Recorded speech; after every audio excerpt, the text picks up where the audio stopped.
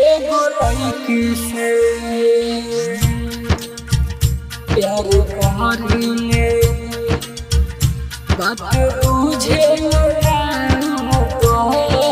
धूम recording studio Hareram चौराहा। एगो लड़की एगो लड़की दिल आइल बा बात बुझेल ना पगली हाँ पगली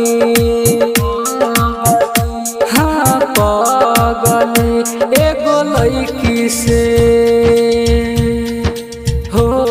एगो लड़की से प्यार करीले बात बुझेल ना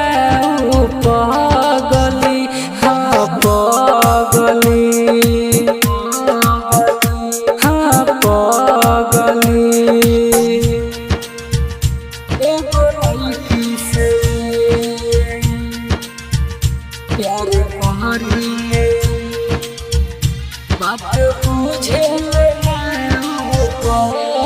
music director DJ Ranjeet Siwan.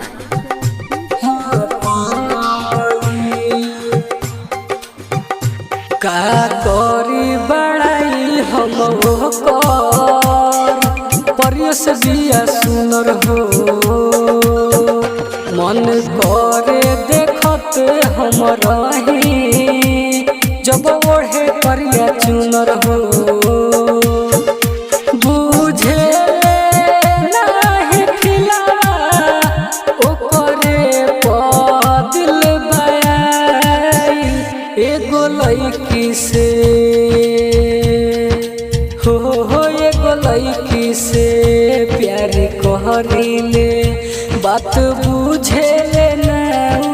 पगली हाँ पगली हाँ पगली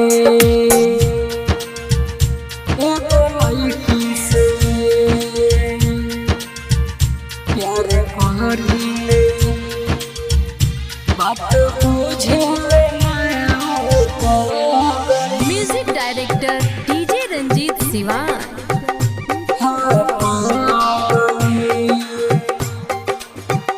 हम ओकरा के जब न देखी दिल हो जाला बेचैन हो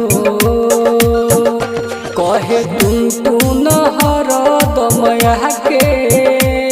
देखल चाहे मोर नयन हो सुनय अजित प्रेमी ओकरा बिना जियल नहीं जाई एगो लड़की से एगो लड़की से प्यार करीले बात बुझेल ना पगली हाँ